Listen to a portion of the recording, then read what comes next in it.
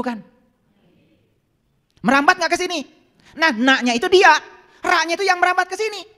Karena kita merasa terganggu, kita marah juga. Sehingga kita menjadi lokasi tempat terkena api. Maka di Quran gak ada neraka.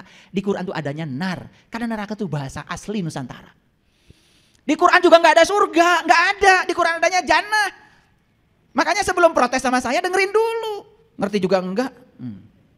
Sudah terbiasa kita dengan neraka dan surga. Padahal neraka dan surga gak ada di Quran. Di Quran adanya jannah dan nar. Surga itu dari suwarga loka. Bahasa Sanskerta aslinya separga loka. Tempat di mana berdiamnya segala keabadian. Suwarga itu dari su-nya itu artinya abadi, warga itu adalah kumpulan, loka itu lokasi. Tempat berkumpulnya segala saripati, tempat berkumpulnya segala keabadian. Itu suwarga loka versi Nusantara. Sama seperti saum dan puasa, beda. Saum itu bahasa Arab, puasa itu bahasa Pali. Dari upafasa beda. Makanya belajar etimologi sebelum menyerang. Ini kebiasaan kita menyerang, ilmunya nggak ada. Makanya saya juga nggak level melayaninya. Ya diamin aja. Orang bodoh itu cukup. Assalamualaikum. Itu aja. Ya mau debat apa, nggak ada ilmunya. Nanti juga main golok. Dan itu bukan sifat saya. Kalau mau berbicara soal keilmuan, yuk. Sudah berapa ribu kali Anda baca Quran? Sudah berapa ribu hadis Anda baca? Sudah berapa kitab yang Anda pelajari di pesantren? Saya memang tidak terlalu lama di pesantren, tapi saya sudah baca sebuah kitab. Aluma, Risalatul Qusairiyah, kitab-kitab utama dalam ilmu tasawuf. Udah saya baca semua. Ihya Ulumuddin, Sirrul Asrar, itu kitab-kitab utama. Kalau referensinya jelas kan enak kita bicara, betul nggak? Tapi kalau referensinya persepsi, susah. Paheras-heras urat genggerong. Dan itu mengeraskan hati.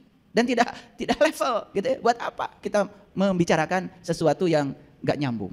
Ulangi lagi. Sudah menjalankan amal soleh. Versi siapa? Versi diri sendiri. Tetapi ternyata kita masih tinggal dalam neraka. Suka marah, jengkelan, baperan, tersinggungan. Neraka semua. Jadi apa kabarnya masalah kita ini? Ngerti maksud saya? Jangan-jangan kita aktivitasnya sudah 100%, tetapi produktivitasnya 0%. Kenapa? Karena amal soleh yang kita lakukan hanya berdasarkan persepsi kita. Udah jelas kok di Quran dikatakan, sholat itu mengingat Allah. Gak mungkin amat kita bisa mengingatnya kalau kita belum melihatnya. Kan tidak mungkin kita bisa mengingat sesuatu yang kita tidak tahu. Syarat sahnya ingat itu harus tahu yang diingat. Clear sampai di situ. Udah selesai, jangan debat lagi. Makanya tidak ada perintah ingat di Quran sebelum haji. Karena haji berkunjung ke Baitullah untuk berjumpa yang punya rumah, bukan berjumpa rumahnya. Makanya perintah ingat selalu diawali dengan haji. Faiza afadtum min Arafah fazkurullah. Faiza qadaitum manasikakum fazkurullah. Lihat di Quran pola-polanya. Semua perintah ingat kepada Allah diawali dengan perintah haji. Clear? Paham? Nah, saya ngajar supaya cerdas, supaya kita waras. Cerdas, waras. Nah, gitu. Karena saya yakin semua yang cerdas itu pasti waras. Tetapi jawaban Allah apa? Lihat jawaban Allah. Dan apakah kami tidak memanjangkan umurmu dalam waktu yang cukup untuk berpikir bagi yang mau berpikir? Ayo ulangi lagi, teriakannya apa tadi? Ya Allah, keluarkan aku dari neraka ini, niscaya aku akan mengerjakan amal soleh yang berlainan dengan yang telah aku kerjakan. Apa jawaban Allah? Tidakkah aku memanjangkan umurmu dalam masa yang cukup? Kenapa kamu tidak berpikir selama ini? Nah, kakara ayeuna. Gitu bahasa sederhana. Kartos. Ini umur udah 60, 70, 65, 75. Apa kabar? Kamarana wae. Masih hayang dipanjangkan umur kene. Nungges-nungges gitu para rugu. Makanya banyak orang yang datang pada saya, ya Pak katanya, saya sakit ini, sakit itu, bisa nggak sembuh? Bisa. Tapi satu pertanyaan saya, kayak mengis cager, rek naon? Gitu aja saya dulu. Kan tiba heula ge maneh teh sehat, teu naon. Ayeuna gering, geus gering hayang cager, mun geus cager, rek naon? Saya nanya. Gak bisa jawab. Iya. Punten ya, yang kakinya digusur-gusur, tah engke, lamun bisa jalan deui rek naon maneh? Gak bisa jawab. Da baheula lagi apa suku maneh teh cager, teu naon. Nyieun naon baheula? Waktos sampean anjeun sehat. Dibawa ka mana wae eta suku? Gak bisa jawab. Karena kita tuh cuman ketika sehat, tidak mau sakit, ketika sakit pengen sehat itu aja. Setelah sehat mau apa? Jawaban itu tidak bisa dijawab coba. Dan saya pertanyakan ini kepada semua peserta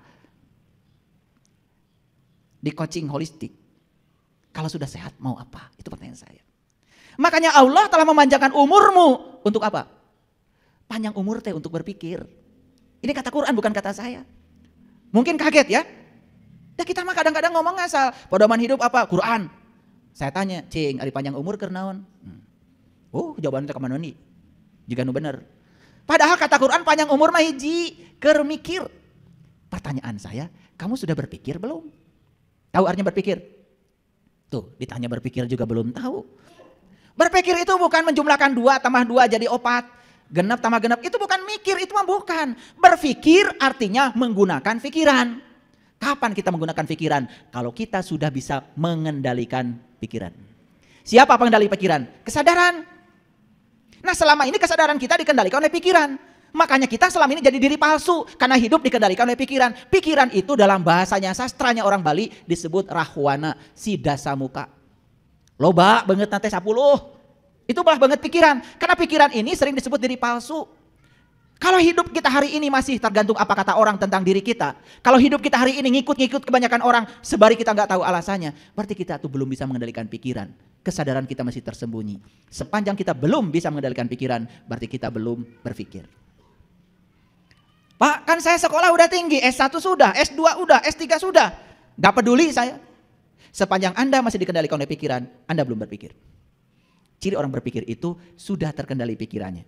Jadi Sinta, sang kesadaran yang lepas dari Sri Rama itu sudah diambil kembali dari Sidasamuka, penguasa negeri Alengka. Alengka itu pikiran yang namanya Rahwana lewat bantuan Hanuman. Makanya Hanuman itu lambang dari seorang mursyid, seorang guru yang bijaksana yang bisa mengembalikan pikiran yang lepas, kesadaran yang lepas, menemani pikiran kembali. Maaf ibu bapak, hampir kebanyakan manusia sekarang ini hidupnya dengan pikiran, bukan dengan kesadaran. Sok bisa dites. Pikiran mah gampang. Kalau nggak membawa kita ke masa lalu, membawa kita ke masa depan. Jarang membawa kita ke masa kini. Pikiran itu tidak suka saat ini. Coba, hari ini kita sehat-sehat saja. Hari ini kita bisa bernafas. Hari ini uang kita ada walaupun tidak banyak. Kenapa mencemaskan hari esok? Itulah pikiran. Selalu membawa kita pada hayalan dan ilusi pikiran itu. Makanya rebut kembali kesadaran, kendalikan pikiran. Itulah orang yang berpikir. Jadi kenapa kamu masuk ke dalam neraka selama ini? Satu penyebabnya, karena kamu menjadi diri palsu. Kamu hidupnya dikendalikan oleh pikiran kamu sendiri. Pikiran makan suka ngarang, benar salah, betul nggak? Iya teh bener, cek urang oge. Pada cek batur mah, iya teh salah cek urang, kan cek urang. Cek sah, cek pikiran. Dan benar salah mah penilaian, bukan kebenaran. Dan selama ini hidup kita benar salah. Ada berita gini, nyok. Ada berita gini, nyok. Ta eta si Rahwana teh. Sidasamuka. Tidak punya kepribadian, tidak bisa menjadi dirinya sendiri, selalu berubah dengan apa kata orang. Isunya sekarang begini, ngilu. Ira tuh jadi diri maneh sorangan. Kenapa bisa begitu? Karena sumbernya satu, kita tidak kenal jati diri kita sendiri. Jawaban Allah yang kedua, ini luar biasa. Apa katanya? Tidakkah datang kepada kamu seorang pemberi peringatan? Minta dikeluarkan dari neraka, bukan jawabannya yes saya keluarkan, bukan begitu.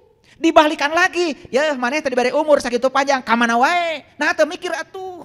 Nu kadua, apa tidak datang orang yang ngasih peringatan kepada kamu? Oke, dalam wujud orang mungkin tidak ada yang datang kepada kita, tetapi yang berwujud guru sejati dalam diri kita setiap saat mengingatkan kita. Tidakkah kamu dengar itu? Pesantren yang sebenarnya itu di sini, Ibu Bapak. Hayang hirup bener mah di dieu we, tanya ka diri maneh. Lamun orang bohong ada yang ngingetin dari dalam tong bohong. Kalau kita ngomongin orang ada yang ngingetin dari dalam, "Geus stop, tong ngomongkeun batur wae." Ih, dititah stop teh kalau ngagolontor we.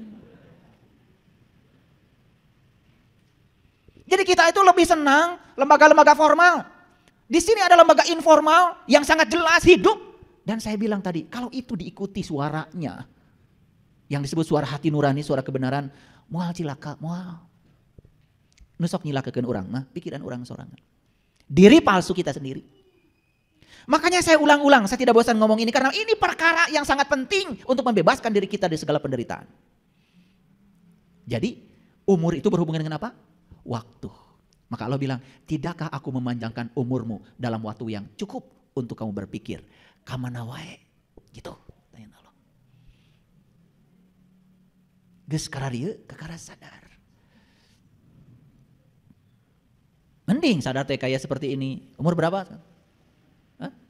38. Alhamdulillah. Pokoknya macan 40 lah. Masih panjang. Ini yang 60, yang 65, 75. Sudah dari dulu salatnya eueuh ladangna, tetap gede amat, teu robah teu hayang neangan ilmuna. Kumaha? Terus terang Bapak Ibu, saya itu yang namanya nyari ilmu untuk salat yang enak aja, yang nikmat itu miliaran saya keluar duit. Miliaran saya keluar duit. Udah enggak saya hitung duit saya berapa, hanya ingin mendapatkan kenikmatan salat itu.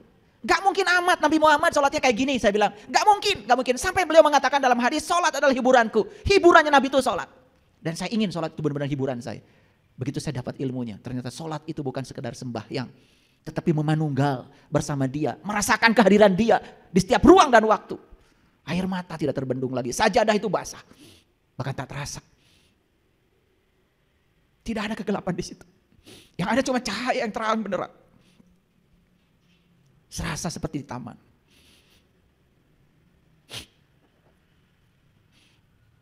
Makanya Allah bersumpah dalam Al-Quran. Dalam Quran surat Al-Ashr. Ashr itu artinya waktu. Beliau bersumpah demi waktu.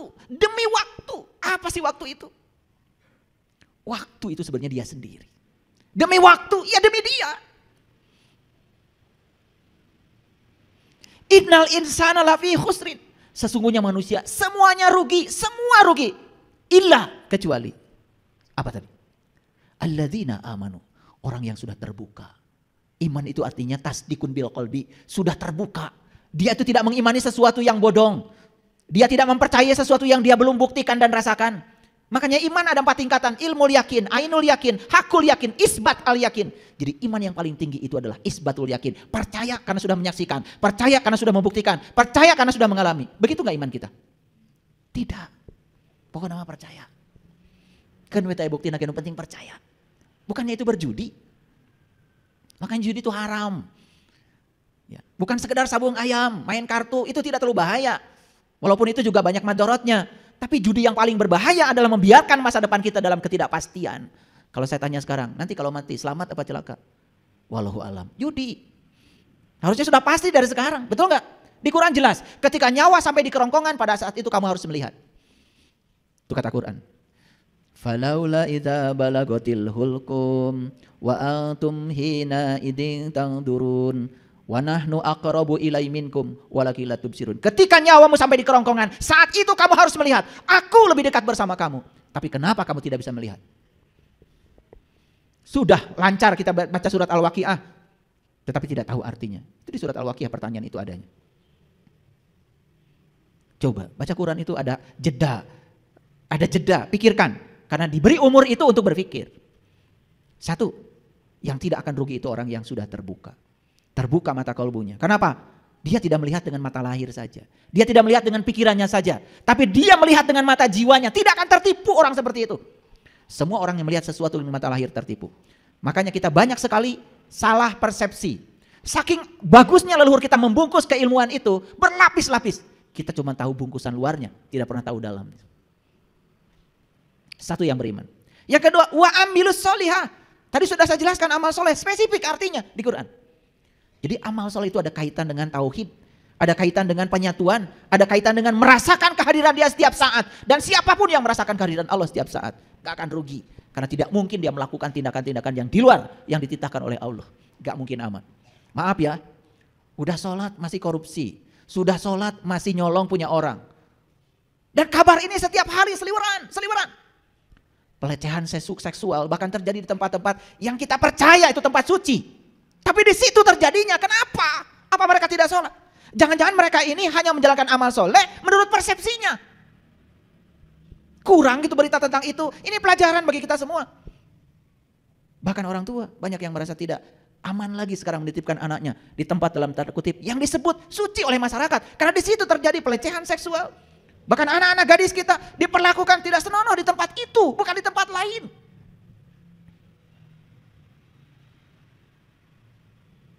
Para hadirin, satu, Iman itu bukan sekedar percaya. Tapi iman itu harus membuktikan. Percaya kepada Allah, buktikan kehadirannya dalam diri kita. Karena kita sudah dikasih pandangan untuk menyaksikan dia. Laqad ja'akum basyairum min rabbikum. Telah datang kepada kalian semua al-basyair, penglihatan kolbu, sudah dikasih pada kalian semua. Waman absara falinafsih.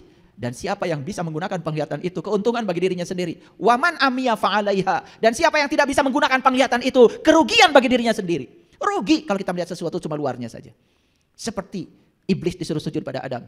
Iblis melihat Adam sebagai Adam, seonggok tubuh manusia. Maka dia tidak sujud. Mempermasalahkan Adam dibuat dari tanah, saya dibuat dari api. Tapi begitu malaikat disuruh sujud pada Adam, langsung sujud pada Adam. Kenapa? Tembus sudut pandangnya. Bukan melihat Adam sebagai Adam. Yang dilihat malaikat hakikatnya Adam. Siapa hakikatnya Adam? Bukankah ruhku yang ditiupkan pada Adam? Kan dia juga. Lihat saya semua. Baju saya bukan ini. Terbuat apa baju saya? Dari kain. Kalau ingin tahu kain, lihat baju saya. Tapi jangan lupa. Kalau kita melihat kain, terbuat dari apa kain? Dari benang. Kalau ingin tahu benang, lihat kain. Tapi jangan lupa, benang terbuat dari apa? Terbuat dari kapas. Kalau ingin lihat benang, lihat kapas. Jadi sebetulnya bagi orang yang sadar, begitu melihat baju, yang dia lihat itu kapas. Asal muasalnya baju. Kapas menjadi benang, benang menjadi kain, kain menjadi baju. Dia lihat baju sekarang, tapi hakikatnya baju adalah kapas. Ini apa nih yang sedang saya duduki? Kursi. Terbuat dari apa? Kayu. Kayu bisa jadi kursi, bisa jadi meja, bisa jadi kusen, bisa jadi pintu. Banyak namanya. Pintu, kusen, meja, kursi. Banyak namanya. Kita jadi terjebak oleh bentuk. Lupa asal muasalnya. Bahwa semuanya sebetulnya adalah kayu. Betul? Iya. Makanya kenapa ada pelajaran martabat alam 7. Ada alam wahdah, ada alam wahidiyah. Ya. Ada alam ahadiyah, ada alam wahdah, alam wahidiyah. Itu alam-alam itu cuma representasi. Karena dia ingin dikenal oleh kita. Tapi kan sumbernya sama, satu. Makanya kalau kita ingin belajar lebih universal, jangan lihat bentuk yang sekarang sedang kita lihat. Lihat asal muasalnya. Begitu kita lihat manusia, bentuknya lain-lain, wajahnya lain-lain. Padahal pada tubuh yang berbeda bentuk ini, ada dia yang sama. Coba sadar itu. Tidak mungkin kita berantem. Tidak mungkin kita saling menyakiti, bukan? Karena kita nggak sadar. Lalu kita membedakan manusia karena sukunya, warna kulitnya, keyakinannya, semua bentuk keluar. Kita lupa pada hakikatnya manusia. Sebetulnya semua hakikatnya manusia adalah dia juga. La ilaha illallah. Yang mana yang bukan dia? Ini iman. Yang kedua wa amilus sholih. Yang ketiga wa tawasau bil haq. Yang keempat wa tawasau bis sabr. Capai kebenaran, capai kesabaran. Jadi 4 yang akan membuat kita tidak akan terjebak oleh kerugian dengan waktu. Lalu sekarang apa sih waktu itu? Saya menggunakan definisi waktu dari beberapa ilmuwan supaya semuanya tahu kalau ini bukan persepsi saya. Saya mengambil dari Muhammad Abdul Jawad. Ini seorang ilmuwan Islam. Beliau mengatakan waktu adalah sumber daya yang paling berharga, yang tak mungkin tergantikan serta tak mungkin disimpan tanpa digunakan. Jadi sumber daya yang dimiliki semua orang itu waktu. Setuju nggak dengan saya? Uang mungkin berbeda-beda kita punya. Betul? Keahlian beda-beda kita punya. Ilmu pengetahuan beda-beda kita punya. Tapi ada yang sama yang kita punya. Apa? Waktu. Dan waktu kita sama-sama 24 jam bukan? Ada seorang ilmuwan yang melakukan riset. Kenapa banyak manusia yang merasa kekurangan waktu? Ternyata penyebabnya cuma 2. 1, terlalu banyak mengerjakan sesuatu yang sesungguhnya tidak perlu dikerjakan. 2, mengerjakan sesuatu yang tidak disuruh oleh Tuhan. Terjawab? Yuk perhatikan saya. Semakin banyak kita mengerjakan sesuatu yang seharusnya tidak kita kerjakan. Semakin banyak mengerjakan sesuatu yang tidak disuruh oleh Tuhan. Percaya sama saya. Orang ini akan keteter dengan waktu. Ini hasil riset. 2. Kenapa banyak orang yang merasa kekurangan waktu? 1, terlalu banyak mengerjakan sesuatu yang tidak seharusnya dia kerjakan. Yang kedua, terlalu banyak mengerjakan sesuatu yang tidak disuruh oleh Tuhan. Yuk kita buktikan sekarang. Apa yang kita kerjakan, padahal sesungguhnya tidak seharusnya kita kerjakan.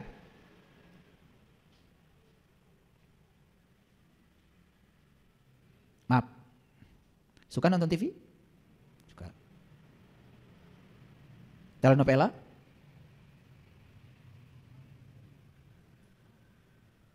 Sinetron?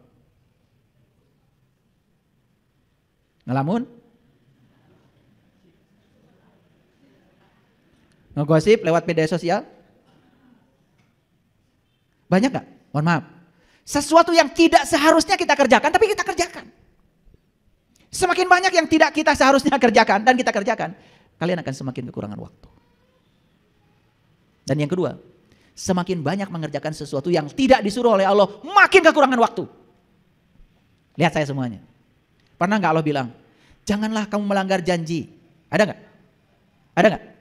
Ya ayyuhallazina amanu aufu bil uqud. Hai orang-orang yang beriman, penuhi janji-janjimu. Gitu kata Allah. Tetapi yang terjadi kita melanggar janji. Kita mengerjakan sesuatu yang tidak disuruh oleh Allah. Perhatikan, waktu yang akan terbuang banyak.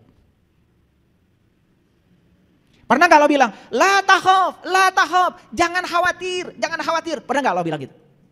Suka khawatir? Coba. Makin banyak khawatirnya, makin banyak melakukan yang tidak disuruh oleh Allah. Waktumu habis. Pernah gak Allah bilang, la tahzan. Pernah Allah bilang? Apa katanya? Jangan sedih. Pernah? Tiba-tiba ingat masa lalu, sedih. Mengerjakan sesuatu yang tidak disuruh oleh Allah. Habis waktumu. Lalu tiba-tiba, kok saya sudah 63 tahun, tapi saya belum melakukan apa-apa. Kok umur saya sudah 70 tahun, sudah cara rangkel, padahal saya belum bikin sejarah apa-apa dalam hidup. Ya, saya berkata kebenaran seperti ini, risikonya besar. Tetapi tidak masalah, ini pembaharuan. Daripada saya diam terus, saya mau bikin sejarah apa dalam kehidupan saya? Terlalu singkat hidup saya ini, kalau saya tidak bikin sejarah. Dan biarkan suatu saat anak cucu kita bisa menerima semua pemikiran-pemikiran ini. Kenapa? Semua pemikiran tentang agama selalu levelnya syariat. Level hakikatnya tidak pernah dibongkar. Kita bongkar sedikit-sedikit. Karena syariat dan hakikat itu simetri. Seperti fisika dengan metafisika, simetri. Saya belajar fisika, saya juga belajar metafisika. Ternyata fisika dengan metafisika itu simetri. Saya belajar teori atom, mengejutkan sekali. Dalam teori atom itu ada inti atom, ada kulit atom. Ternyata kulit atom isinya elektron. Elektron itu muatannya negatif.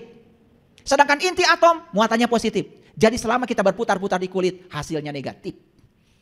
Itu teori atom. Fisiknya begitu, metafisiknya ketemu. Oh, luar biasa. Begitu saya lihat inti atom itu cuma dua, neutron dan proton. Neutron dan proton. Neutron itu tidak bermuatan listrik, proton bermuatan listrik positif. Apa artinya? Netral itu lebih dekat kepada positif. Coba, kamu netral-netral saja hidup. Lebih dekat kepada positif daripada negatif. Berpihak sini, berpihak sana, semenjurus kita tidak tahu. Kita pernah dibelah oleh elit tahun 2019. Hampir kita perang saudara. Gara-gara politik identitas. Dan mereka yang membelah ternyata bersatu. Kita sampai sekarang masih merasakan dampaknya. Maukah kita mengulangi lagi itu? Stop. Tidak usah diulangi lagi. Kita ini saudara. Berbeda-beda tetapi satu. Kita bersatu dalam keberagaman. Kata persatuan dalam Pancasila tidak akan pernah ada kalau kita tidak beragam. Karena persatuan hanya dibutuhkan karena kita beragam. Oleh karena itu latihan menerima dan menghargai perbedaan itu adalah kunci untuk menjaga NKRI supaya tetap utuh. Dan semua kita harus berkontribusi, memberikan saham kesadaran secara kolektif bagaimana supaya NKRI ini tetap jaya. Kita bisa membangun peradaban. Para sahabat, waktu adalah sumber daya yang paling berharga, yang tidak mungkin tergantikan, serta tak mungkin disimpan tanpa digunakan. Saya mau bertanya, orang yang berteriak tadi dalam neraka, minta waktu bukan? Minta waktu bukan? Minta waktu. Minta kesempatan bukan? Minta kesempatan agar dia bisa melakukan amal soleh yang berbeda.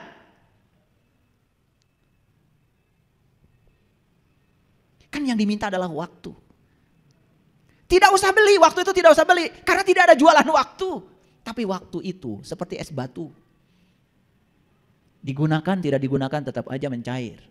Digunakan atau tidak digunakan tetap aja habis. Ada yang menggunakan waktunya bagus, ada yang menggunakan tidak waktunya. Tetap sama-sama mati, sama-sama habis. Pada waktu kita sama 24 jam. Nah, kalian dengan saya waktunya sama.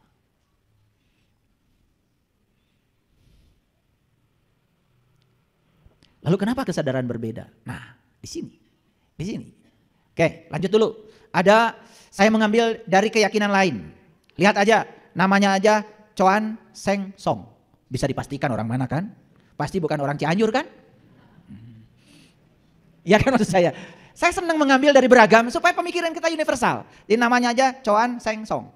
Udah bisa ditebak kan? Ya. Pasti bukan dari Garut lah. Waktu adalah suatu ruang. Ternyata dia mengatakan waktu itu ruang. Tentu saja bukan ruang dalam dimensi ruang. Waktu adalah ruang yang di dalamnya mereka melakukan segala usaha yang memperluasnya agar dapat memenuhinya dengan sebanyak mungkin hal. Kehidupan yang berhasil adalah kehidupan yang telah menghasilkan prestasi terbanyak dalam waktu sesingkat mungkin.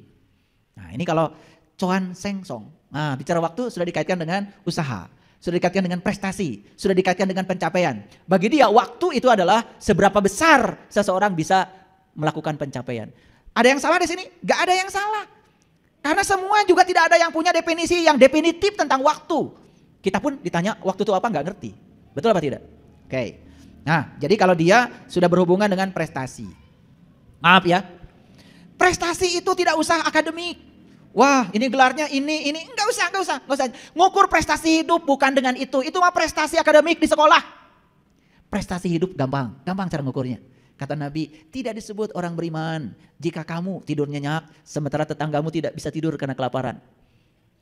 Prestasi ya dalam hidup maksudnya. Ketika kita peduli pada orang lain, bisa merasa sebelum terasa, tahu kalau dia susah dan kita tahu kalau kita punya kelebihan dan kita membantunya. Prestasi. Yuk, sekarang pertanyaan saya, apa sih fokus kehidupan kita? Diri sendiri atau orang lain? Kalau masih diri sendiri, ini punya saya, buat saya, hasil kerja saya, untuk saya nikmati, tidak peduli pada siapapun. Gak ada artinya kita diberi umur panjang yang semacam itu. Gak ada artinya. Maaf ya, saya dari kecil diajarkan orang tua saya, dimanapun kamu hidup harus buat orang lain. Ibu bapak, lihat rumah saya tuh, sana. Itu rumah saya. Gak saya perbaiki. Tapi ini rumah Allah. Gak boleh jelek. Gak ada di rumah saya marmer, gak ada. Tetapi mihrab ini harus marmer. Dan berkahnya begitu kita selalu memikirkan untuk orang lain. Begitu kita melayani Allah yang nyata. Maka semesta akan melayani kita. In tansurullah yansurkum. Selama kita tidak merasa berbuat apa-apa. Lepaskan saja. Kalau sudah berbuat kebaikan lupakan. Saya bikin sekolah gratis di sini dulu. Bangunan ini pertama kali saya dirikan untuk sekolah gratis. Saya bikin sekolah gratis, tidak bangkrut. Teman-teman saya bikin sekolah unggulan, bayarnya mahal, banyak utangnya. Itulah E sama dengan MC kuadrat. Begitu massa dirubah menjadi energi dengan bantuan C kuadrat. Cahaya di atas cahaya, nur ala nur. Semuanya menjadi berkah. Lihat sekarang, waktu dari Hasan Al-Banna. Waktu adalah kehidupan. Kehidupan manusia tidak lain adalah waktu yang ia lewati dari saat ia dilahirkan sampai meninggal. Versi Hasan Al-Banna, waktu adalah kehidupan. Jadi begitu kita diberi kehidupan, udah include di dalamnya waktu. Ada versi lain. Waktu adalah harta yang paling mulia. Oleh karena itu, sudah seharusnya waktu dimanfaatkan dengan sebaik-baiknya untuk melakukan hal-hal yang berguna. Ibnu Jauzi.